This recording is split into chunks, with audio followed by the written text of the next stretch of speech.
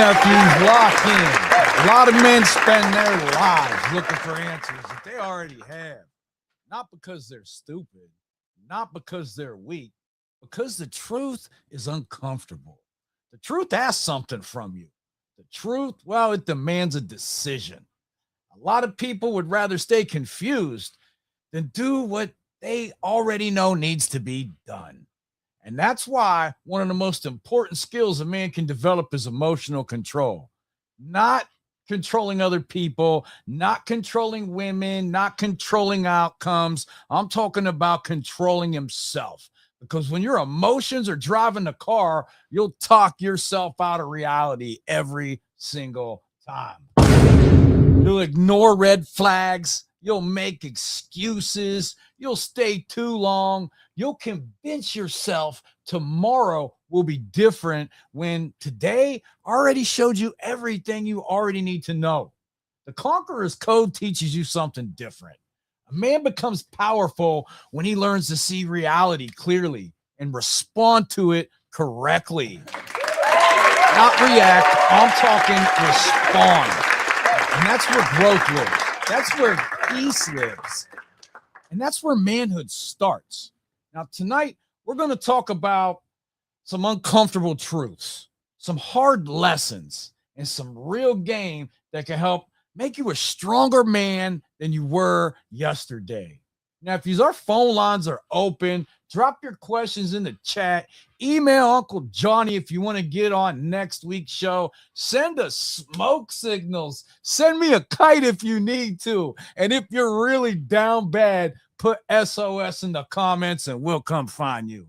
Lock in, nephews. It's time for Ask Your Favorite Uncles. My name is William. I'm your certified unk tonight. Johnny, go ahead and introduce yourself for everybody watching. Johnny, your mic's muted. Yep, you're on mute, big dog. I do that every time. So I'm Johnny Dumbbell. I'm your no BS personal trainer and life coach out here in beautiful Pittsburgh, where, by the way, I got a new bike over here. This is my new ride. It's a 1976 vintage 10-speed. Listen, tonight, we're going to be talking a little bit about quirks and whether or not you should show them when you're in the dating world. Now, some of us are nerds when it comes to video games. Some of us are nerds when it comes to comic books. Some of us are real nerds about the Romans and Julius Caesar in particular. And some of us are real nerds about Grand Theft Auto because it's the only online GTA game we've had to play for the last 13 fucking years. But the point is that your quirks are things that you love. They are things that make you you, and they are things that you can be passionate about. They are certainly not things that you should hide when it comes to sharing the best part about yourself that you like about yourself. And that's why I'm here to tell you guys that would be a mistake just about as bad as the ones that your Uncle Bill and I have made in our youth. Mistakes when it came to mindset, dating, relationships, self-confidence, self-awareness, self-love, self-respect. For the love of God, if you are thinking of doing something, and it sounds crazy, it sounds a little bit erratic, and it sounds like it might compromise your principles as it relates to any of the things I just mentioned, for the love of God, do yourself a favor and leave it in the live chat. Shoot us an email. Call in. If it's an emergency, guys, and it's a decision you got to make tonight, call in. We'll help you make it. But for the love of God, think before you act. We have made every mistake that middle-aged men could make by the time we've reached middle age. We are the uncles the entire family has stories about from their own perspective. And while we are not proud of those stories, we are proud of the men that we became after the lessons learned from the outcomes of those stories the hard way. I guess the best way to put it is we screwed up so you don't have to. Now, tune in and pay attention. Here we go. All right, nephews, our phone lines are open. Call us with your questions. Right, Uncle Johnny, to get on next week's show. What are we working with tonight, Johnny? Let's get to work. Man, we got Frank, and Frank is having a problem, man. So Frank goes, I found out that my wife cheated on me.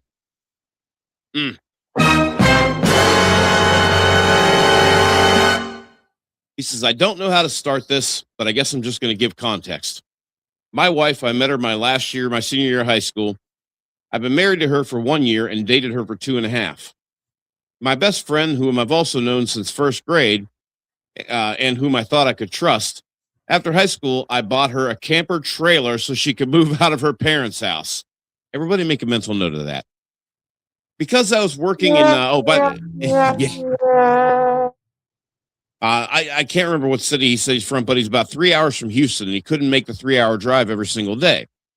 Because of my hours, she was living there by herself for a bit over a half a year, and in that time, she felt lonely. I think we all know where this is going. And I thought that I had a friend that I could trust, so I asked him to go check on my girl. I guess he did more than just check on my girl. Fast forward to this past Saturday. I'm sorry, Saturday before last, and we were doing a psychedelic fungus. And out of nowhere, she confesses that she had fun time with him. I don't know if he actually says, I don't know if kicking her out is the right option because I would have to buy a plane ticket to Florida because that's where her family is. She's kind of financially dependent off of me, so she can't buy her own ticket. I guess what I'm asking is this what what do I do in my situation? I'll try my best to answer all the questions I can.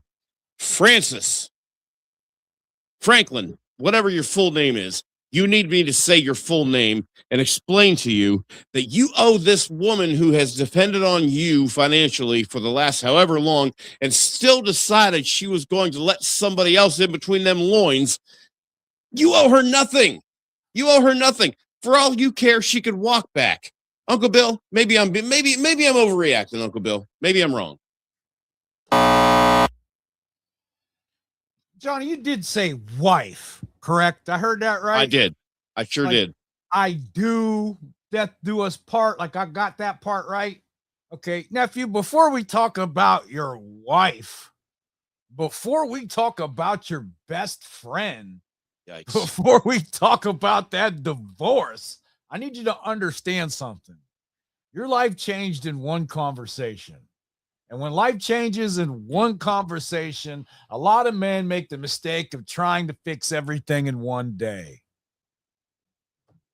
Yeah. Don't do that. Because look, right now you're hurt, you're angry, you're betrayed, you're embarrassed. You're probably questioning your marriage, or you should be. You're questioning your friendship. Hell, you're probably questioning your own judgment at this point. And I got to tell you, that's normal.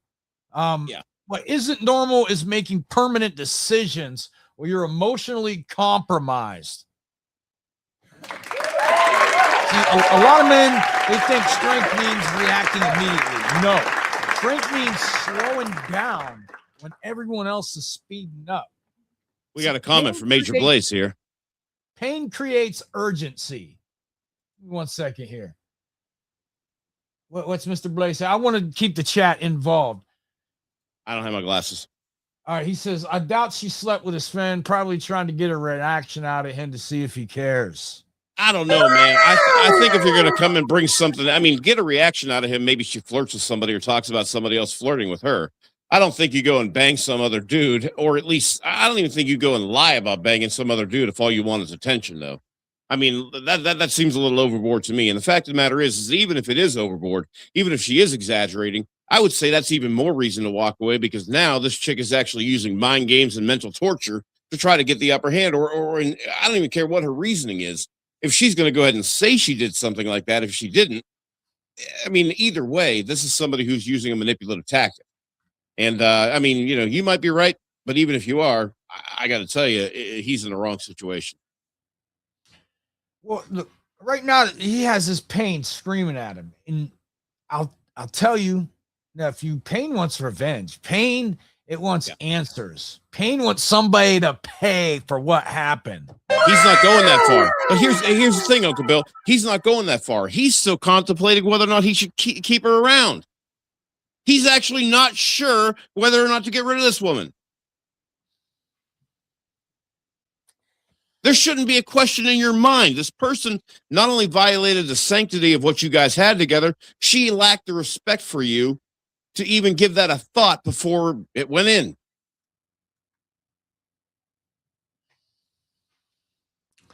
And if Major Blaze is telling the truth, and if Major Blaze is right, the fact of the matter is now, if she didn't do it, she's really trying to gain the upper hand, or really trying to gain that mental control over you, because she wants you to believe that you have to compete now. Let's start with the hard truth. Your wife already made her decision.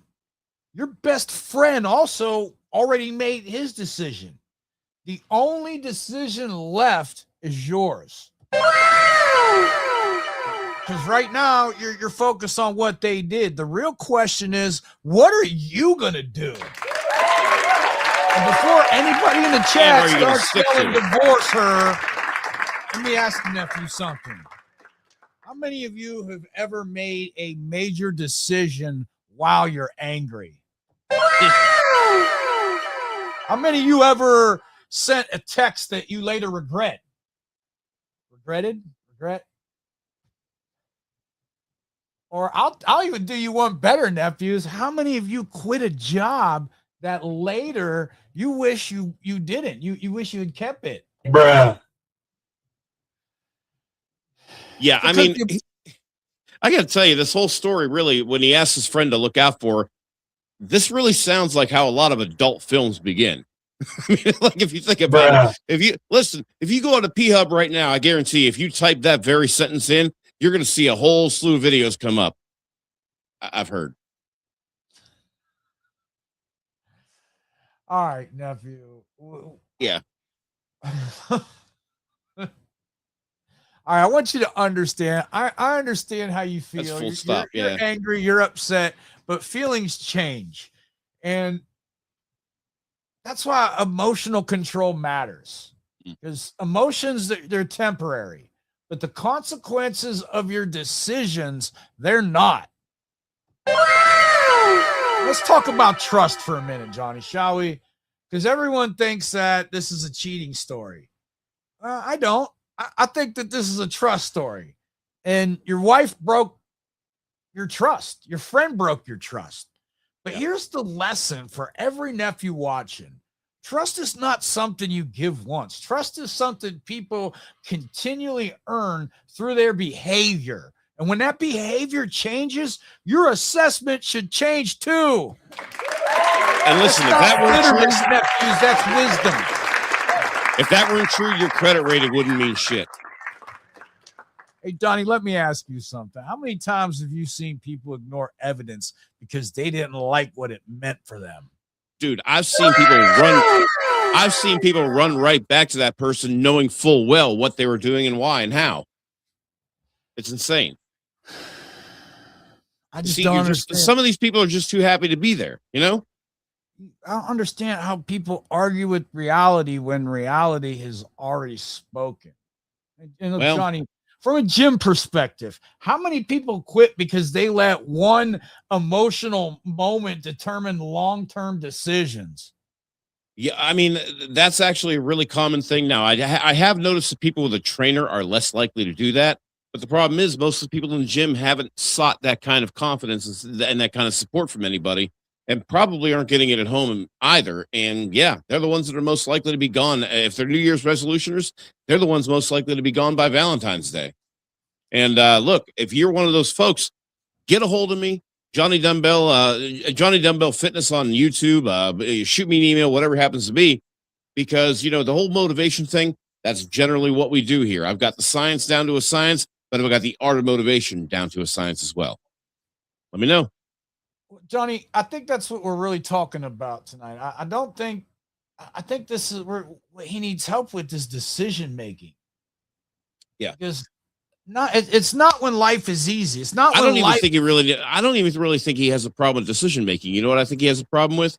Knowing what decision he needs to make, making that decision, and sticking to it. That's what I think he's got a problem with. Well, let's talk about his next move. He knows what he's got to do. Well, he knows what he's got to do. Let's talk about the next move. Not a year from now, not a month from now. I'm talking this week. No revenge, no dramatic speeches, no destroying somebody's property, no trying to hurt people because you're hurt. Gather information, take a breath, talk to an attorney if divorce is even on the table. I don't know. And figure out what you want before you worry about what she wants.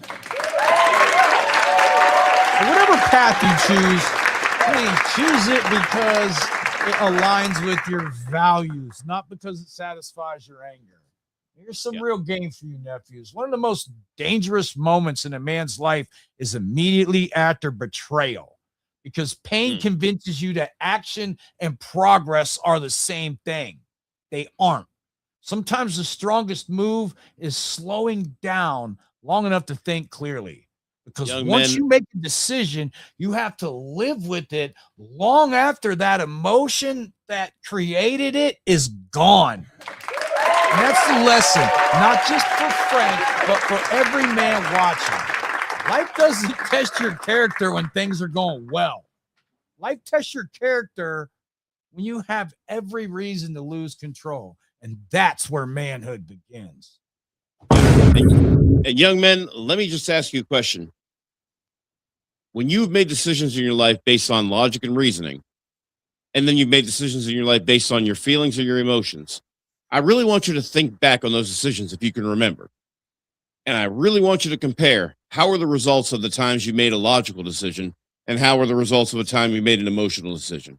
I mean, be honest with yourself when you answer that question. I don't care if you answer me, but if you want to, answer it in live chat, but answer yourself that one.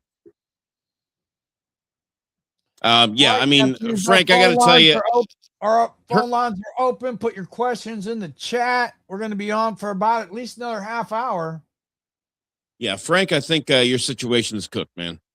I wish you all the best luck. I'm going to be in touch. You are getting a copy of the Johnny Dumbbell Challenge, and I expect you to use that to your advantage when it comes to improving your situation and ultimately your day-to-day life.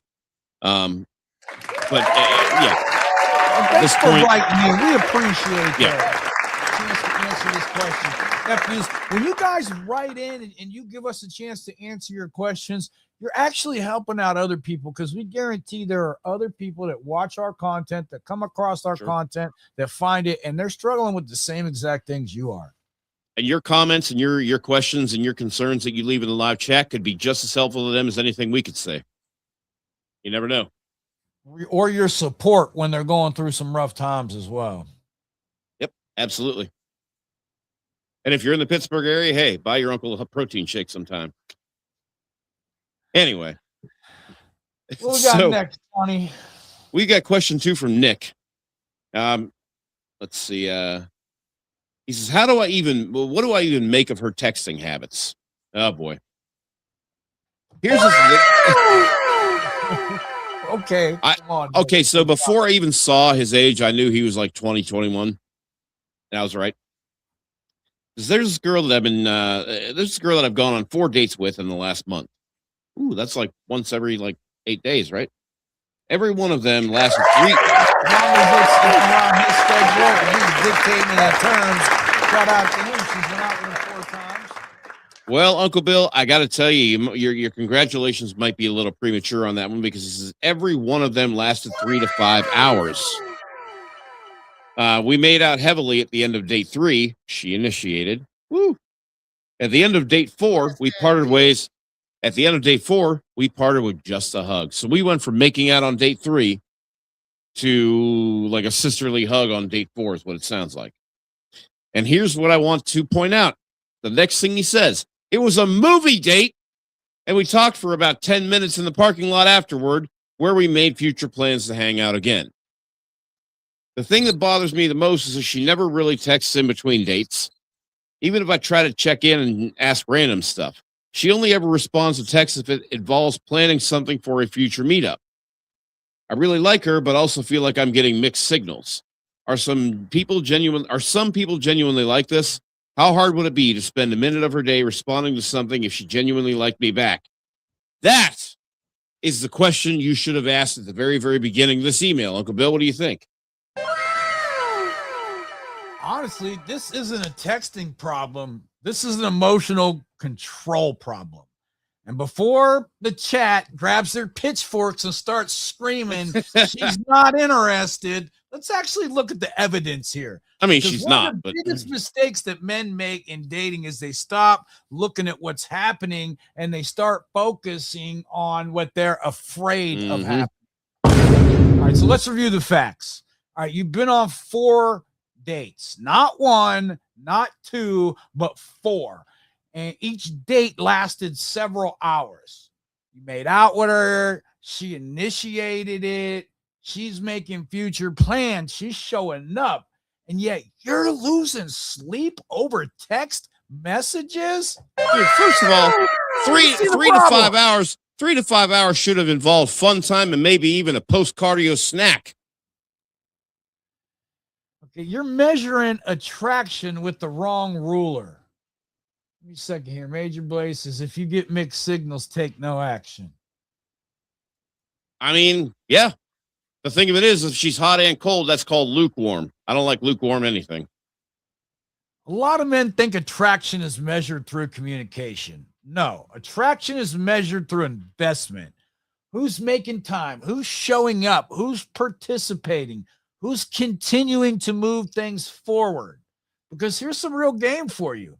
People make time for what matters to them. And right now, And they she's will making move time mountains for to you. make sure it happens. The problem is she's not making time in the exact way that you want. All right, now let me ask the chat something.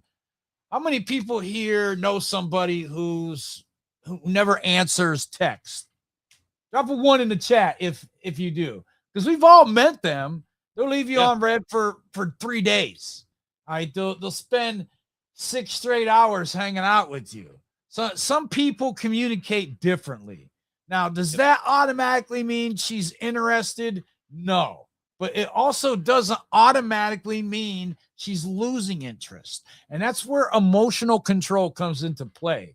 Because Big Bliss says emotional 1. men need constant reassurance, and grounded men observe patterns. Write that down, nephews. Emotional men need constant reassurance. Grounded men observe patterns. Nick, you're trying to solve And a future respond problem accordingly, with yes. anxiety. Johnny, I think he's asking, what if she doesn't like me? Yep. What if she's losing interest? What if I'm getting mixed signals? But reality, He's not asking that. He already knows it. He just wants us to tell him he's wrong. That's what I think Nick wants her. He wants us to say, oh, no, man, it's probably this or that. No, dude. She doesn't text between dates. She texts when she wants to see you. Ergo, when she's broke, when she's hungry, when she's bored, that's when you're going to get responses. This girl is not texting you to say, hey, I heard this song and it made me think of you. She's not texting you that. She's not texting, hey, I had a smoothie today and it reminded me of something we did on a previous date. No, whatever it was.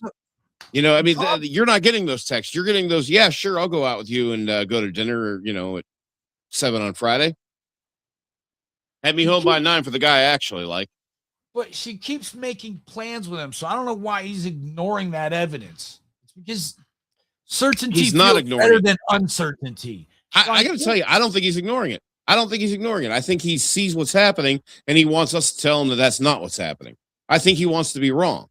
Look, I've been in many situations in life where I wanted to be wrong, and I think that's what's happening here. He wants us to be like, no, man, it's not what you're thinking. It's this or that, and it's not. And if he's watched the show, he knows we're not going to give him that kind of hope. I think you're wrong. And that's just because I've had a lot of interactions with women where the only time I talk to them is where we have some adult fun. And I say, look, hey, that was great. Let me know when you're ready to do that again. What the hell am I talking and texting to them and spending all this time with them? I'll talk to them when it's time to do that again. Now, I think right, but you're referring to you're referring to casual relationships, and I think he's trying to take it further than that. That's what I think's happening. Because remember, he doesn't care whether or not she'll sleep with him again. He cares whether or not she likes him and wants to talk to him. He's griping about text messages, not how often they meet up. Johnny, the bigger issue here is that he is requiring constant proof from her to feel secure. Right, which means he's not doing the casual thing like you're describing. He really wants to take things further. He is going to suffocate good situations. Yeah. It's not because the other person did something wrong, because no amount of reassurance is good enough for an insecure mind. All right, let me ask you this. How many people have you seen create problems that didn't actually exist just because they were overthinking? Either that or just for the sake of solving them. Right now, Johnny. Yep.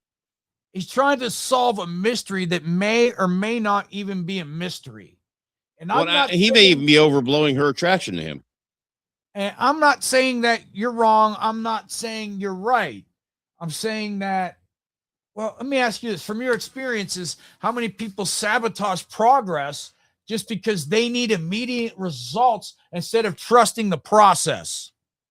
Well, and that's just it. They don't have not only that, but he has no process to follow.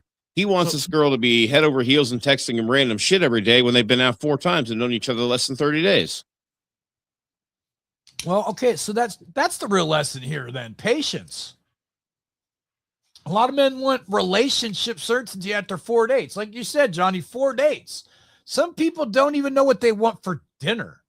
And you're asking but at the same time, he's getting hot and cold responses, but he's continuing to throw his time and his money into it. All right. I would tell him to slow down and just let reality reveal itself. And here's the hard truth. She's giving you access. You're demanding reassurance, and those are not the same thing. In my opinion, she's investing. You're monitoring.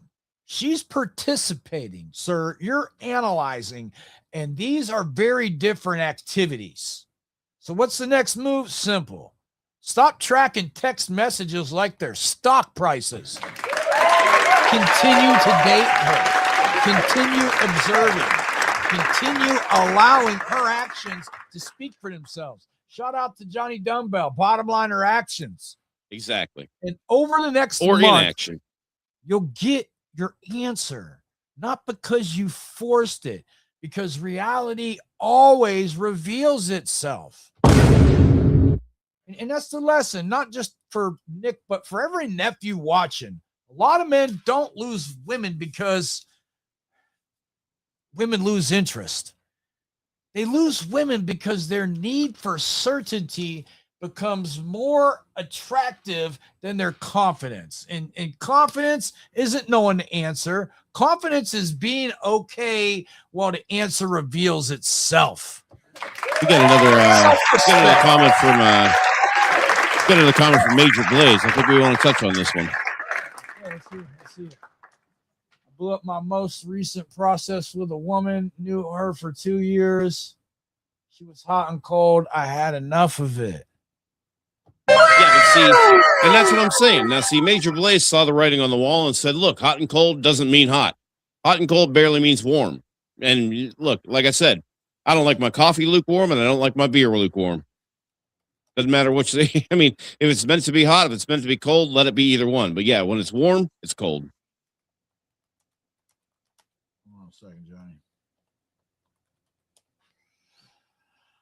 I apologize. I'm doing 2 things at once. TikTok, we're live over on YouTube. If you want to join the rest of the, hey, appreciate it. And while you're here, make sure you hit that like and subscribe button.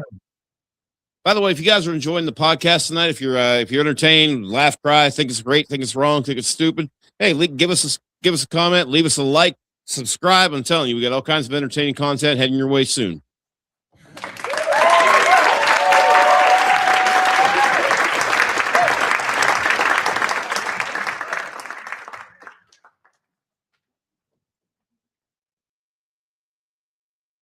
Major says, I wanted consistency and wasn't seeing it. Respectfully, she's not consistent in her life in general. And that's exactly it. So this is a person who needs consistency from you, not because she looks for that quality in a man, but because she lacks it herself and is hoping that you have enough for the both of you. No, screw that. You don't deserve that. All right, well, let's talk about hot and cold behavior for a second. Because a lot of men think that hot and cold behavior is confusing, and it's not. Your reaction to it is what's confusing. So when somebody is hot and cold, most men immediately become detectives. What happened? What changed? What did I say something wrong? Is bad someone detectives, else by the way. involved? And long,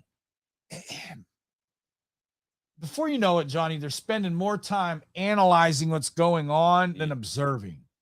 Hot and cold behavior is information. It's not a mystery. It's information. Because whether it's intentional or not, it's showing you something important. Consistency is a choice. Effort is a choice. Communication is a choice. Showing up is a choice. And when somebody only shows up sometimes, that tells you something.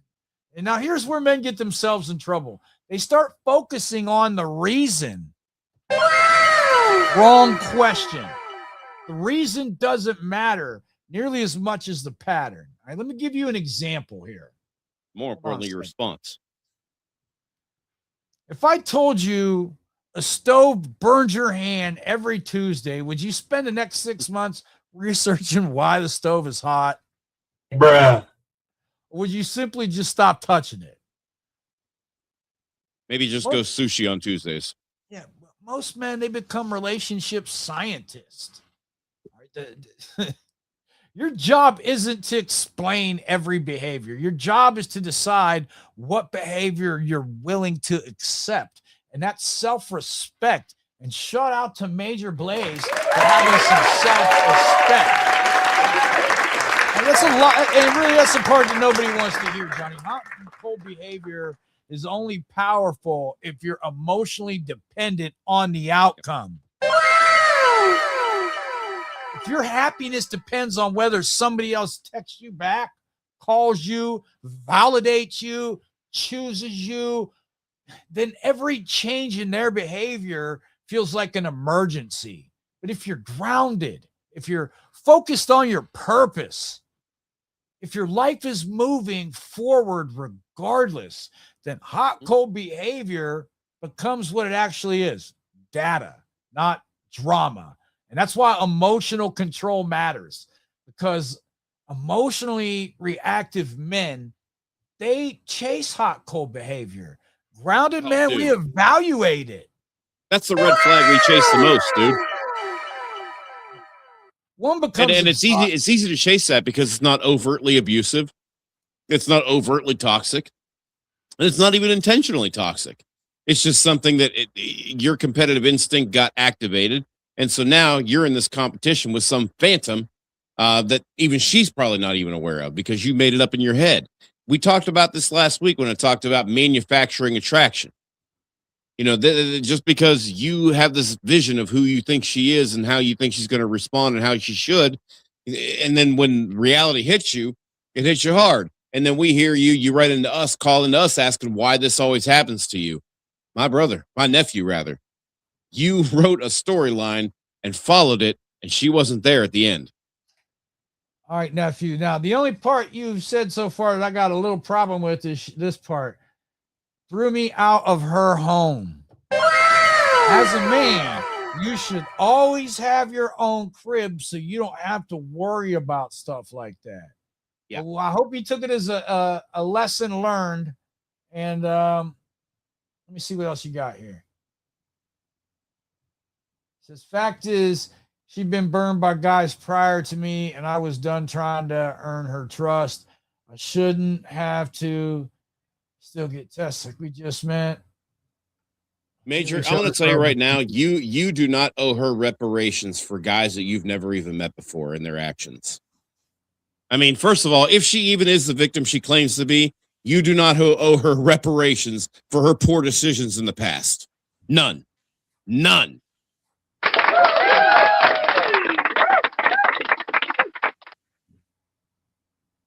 All right, nephews, our phone lines are open. We're going to be on for maybe 15 more minutes. What do we got? One more question tonight? Yeah, so this one's coming from Ron. And so he says, my ex wanted to be friends, and then I initiated no contact. First of all,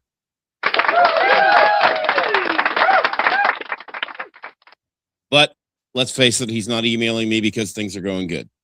What? All right. My girlfriend left me because she felt that we were incompatible. She needed to focus on herself. Whoa, we got a company line right there. We had constant small conflicts. Sign number 2, Your Majesty. And she eventually lost feelings. No, my friend. She lost feelings first, and then those things happened. Just throwing that out there. Yeah! She said, I really love having you as a friend and genuinely miss your communication. Bruh. I normally wait until the end of the email, but I'm going to go ahead and translate that to I don't want to have sex with you anymore, but I really need you as a backup in case things going out there, in case getting out there doesn't really go so well. Bless that Anyway. bitch. Hey, look, you got to hand it to her. She knows how to play the game. So at first, I agreed to still use social media with her, talk at social events, etc. But it was damaging to me, so I decided I needed to start no contact for my own well-being. All right. I don't know her attachment style. Please stop just labeling it as an attachment style. Is she attached to you or not? That's her style. Okay. So if someone could help me understand it, that would be great. She is shy but social, loyal when she was with me, like physically or anyway. Bruh. Rarely talks about her issues or ours. Makes excuses to get out of relationships, in my opinion, like we're incompatible. That's pretty good reason to get out of a relationship, man. Now, it doesn't really care about boys' relationships or moving on. Confusing, overall quiet. Now that I've gone full no contact, do you think it's possible for someone to regain attraction now that I'm fully gone and no longer in her life? She's also going on a long European trip soon, so she'll be busy for a couple of months. Could this still mean she regrets anything? What are your experiences? These type of people, I'm guessing she's avoidant, because, it's easy to put a label on it instead of be introspective. Come back even when they say they aren't. I hope they do. Ronaldo, Ronnie, listen. Okay, so I'm going to hand this over to Uncle Bill after I say this. When you go no contact with somebody, that is not a ploy. That is not a way to close the deal. That is not, and Ronald, look at me. That is not a way to get your ex to come crawling back. I don't want you to look at it as anything other than self-preservation and an opportunity for your mind and your body and your spirit and your heart to have the time and space to decide what's best for you, regardless of what anybody, not only including, but especially her, has to say or think about it. You are going no contact for the wrong reasons. Uncle Bill, please. Nephew, no contact isn't to get her back. It's to get you back. And this isn't a contact problem. This isn't an attachment style problem. This isn't even a breakup problem. This is an acceptance problem. And I know that's not what you want to hear, because right now you're asking the question every man asks after a breakup. Do you think she'll come back? But that's not the question I care about. The question Bill, I'm going to take a second. I'm going to take a second to pantomime that. Here's what you're essentially doing. You're going, all right, I'm going no contact. From now on, you'll never hear from me again.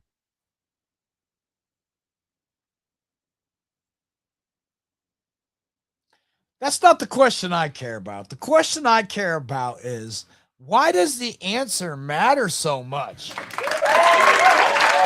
be honest. You didn't write in because you're curious. You wrote us because you're hopeful. And hope can be a dangerous thing when it's pointed in the wrong direction. Now, before the chat loses their mind, let me explain. Hope is great when you're building something. Hope is great when you're working towards something. Hope is great when it's attached to your future. But when hope becomes attached to somebody else's decisions, now you're stuck. Now you're waiting. Now your happiness depends on somebody who isn't even participating in your life anymore. And that's exactly where you are. Which is why I'd like to set a special shout out to Major Blaze right there. Looks like he left her on red. That's what you do. You're trying to solve tomorrow before you've accepted today. Or even finished it. Will she come back? Will she regret it? Is she avoidant? Will no contact work? What will happen after Europe? What if she misses me? What if she changes her mind? Every one of those questions lives in the future. Not one of them improves your life today. Not a one. Now, one of them changes reality. And that's why emotional control matters, because emotional control is the ability to stop negotiating with reality. Reality says she left. Reality says she lost feelings. Reality says she ended that relationship. Now, let me ask the chat something, or maybe just Major Blaze here. How many people have you ever spent more time trying to understand what happened and trying to move forward? Let's be honest, because most people do it. They become psychologists. They become relationship historians. They spend months analyzing conversations, looking for clues, looking for hidden meanings, looking for signs. And the entire time, they're avoiding the one thing they don't want to do, and that's accept reality. Oh, dude. Well, listen, and when they do, that fragile but huge ego takes a hit. And the thing of it is that, guys, don't mistake the word ego for arrogance, because having a big ego doesn't necessarily mean you're arrogant. Having a big ego means that it ain't hard to hit. And just because it's huge doesn't mean it's not fragile. And the thing of it is that we guys, the reason a lot of women get over on us when they do gaslight us, when they do bullshit us, is because our own egos are going to start giving excuses and making the lies up for them. They hardly have to do a gosh damn thing. The minute they start making those bullshit stories, your brain wants to believe it, because God forbid she might want somebody more than you. Or God forbid she's just, in a situation where she's deciding that you're not what she wants anymore. You're no longer compatible, whatever happens to be. That is the last thing you want your mind to believe. So you're going to come up with every excuse you can think of before you finally have to sit your ass down, pour yourself a shot, and say, damn, I guess this is over. Well, how many people stay stuck because they're looking for one more answer before they'll finally move forward? That's what I see here. Ron thinks one more piece of information is going to free him. It won't, nephew. Acceptance will. How many people you see sit around waiting for motivation before they go to the gym? Waiting. I don't know. Well, I mean, in this situation, dude, Ron, I'm just letting you know, if you're going no contact and asking those questions, has she noticed? Do you think she'll come back? The fact of the matter is, you're not truly no contact. You know why you're no contact? She's still living rent free in your head, bro. She is still part of your thought process. She is on your mind probably more than you're on hers at this point. Going no contact every day that she doesn't contact you, but you think about her, is showing that you care more about you going no contact than she does. And you know something? I'm not telling you that so that you can go sit in a corner, rock back and forth and cry, finish a full fifth of whiskey and scream Adele songs to your cat. I'm telling you that because it's time for you to move on. I'm telling you that it's time. I swear I saw that in a meme somewhere, but I'm telling you that it's time to realize that reality has set in. You've read the writing on the wall. It was spelled correctly. It gave you the true story. And you just need to make sure that as you step forward, you don't allow that kind of doubt. You don't allow that kind of feeling, that kind of, even if it's nothing you can articulate. Don't allow that kind of, what I want to say, atmosphere in your world anymore. Ron, your healing cannot begin until your hope stops driving. All right. Because right now, hope is keeping you emotionally parked. And nephews, that's the lesson for everyone you watching. Waiting isn't healing. Waiting is emotional parking. You're sitting in the same place pretending you're on a journey. Healing starts when your focus returns to your own life, not her future, not her vacation, not her attachment style, your life, your goals, your future. And that's where self-respect enters this conversation. Because self-respect isn't begging reality to change. Self-respect is accepting reality and deciding you'll be okay anyway. And that's the real game. Now let's talk about no contact for a minute, because the internet has absolutely destroyed this concept. Everybody treats no contact like it's some secret Jedi mind trick. It's some strategy, some manipulation tactic. Like if you disappear long enough, she'll suddenly realize you're the love of her life. Bruh. No, that is not what no contact's for. No contact is not for getting her back. No contact is for getting you back. That's the lesson. The purpose isn't to make her miss you. The purpose is to stop losing yourself. The purpose is to create enough space that your emotions can settle and your judgment can return. So what's your next move? I'm glad you asked. Stop researching attachment styles. Let's start there. Stop trying to predict her future. Stop looking for signs. Stop trying to decode what she meant. Start building a future that does not require her participation. Whether she comes back or not, that future is still valuable. A lot of men say that they're healing, but they're not healing. They're waiting for a text, waiting for closure, waiting for an apology, waiting for another chance, waiting for reality to become something different. But healing begins the moment you stop waiting and start building. The goal was never to get her back. The goal was to get yourself back. And once you understand that, everything changes. That's emotional control. That's decision making. And that's what accepting the truth actually looks like.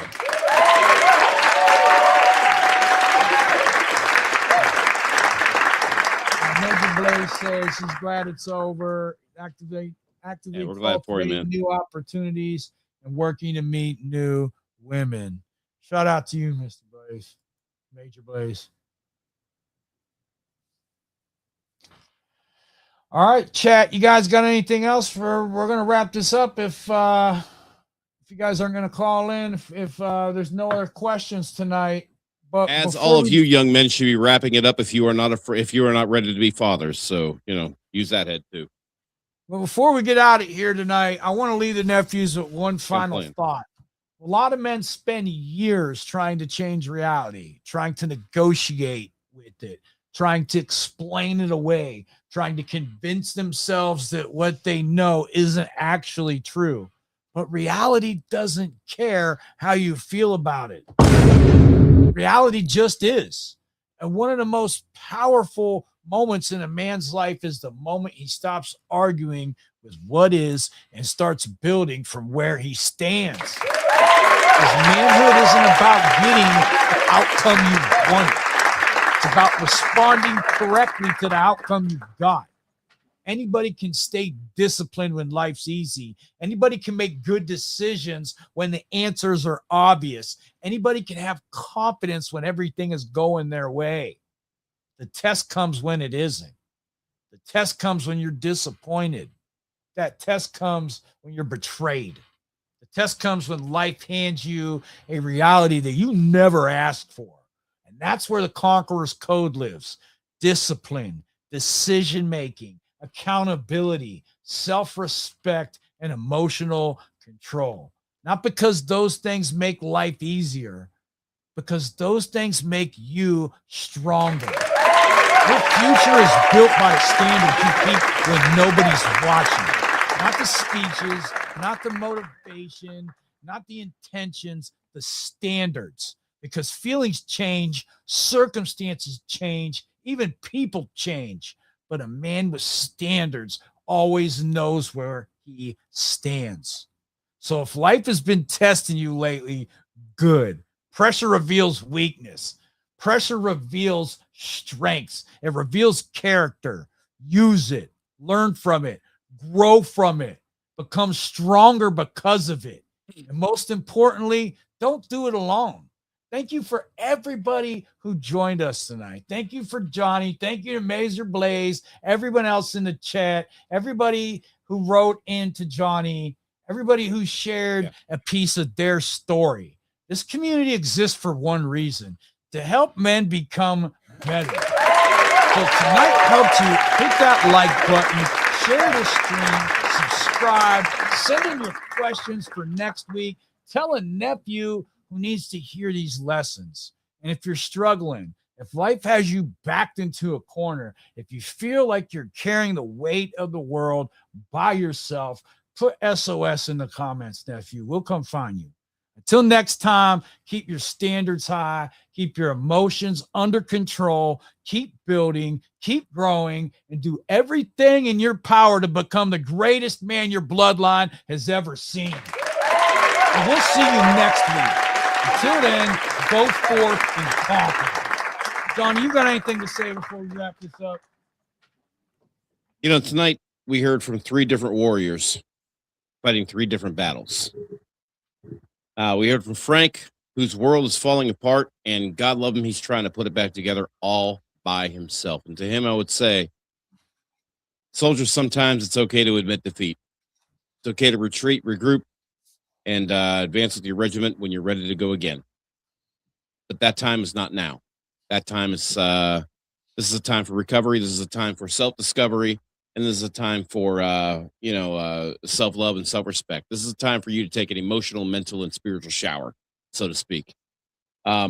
Nick, I think you got the right idea. I think you got the wrong approach.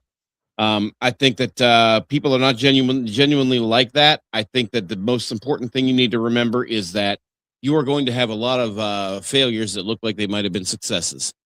And as long as you don't let that derail you and understand that not only is it a numbers game, but it's also a game of attitude, and it's also a battle that you don't have to fight. You can just kind of coast along with, as long as you understand that you're going to have those ups and downs. You're going to have those victories and defeats. Ron, man, I got to tell you, you live in a world, or at least you feel like you live in a world that you don't want to be in.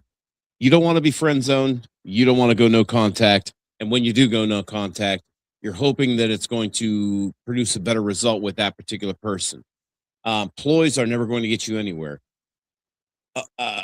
Setting a goal, setting a plan to reach that goal, and sticking to that plan. Remember, plan your work and work your plan. And that is only meant to improve you and your life. But then again, she's not going to do it. That's up to you. So all 3 of you guys are going to get a copy of the Johnny Dumbbell Challenge. I expect to hear back from you, because if I don't, I'm going to text you. I'm going to text you or email you in 2 weeks anyway. For the rest of you guys, Thursday is 71 hours away from this very moment. And that's a lot of time for y'all to get in trouble. Now, Uncle Bill and I have got our finances tied into a lot of other things that, unfortunately, we do not have bail money for you. So let's keep the drugs and alcohol to a minimum. But I will say that if you do drink, don't drive. And if you do drive, don't park. Because as we all know, accidents cause people, and that can cost you. So wrap that rascal. Good night.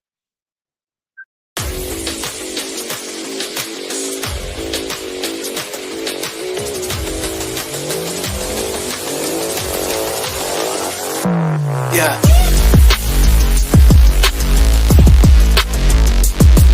Yeah.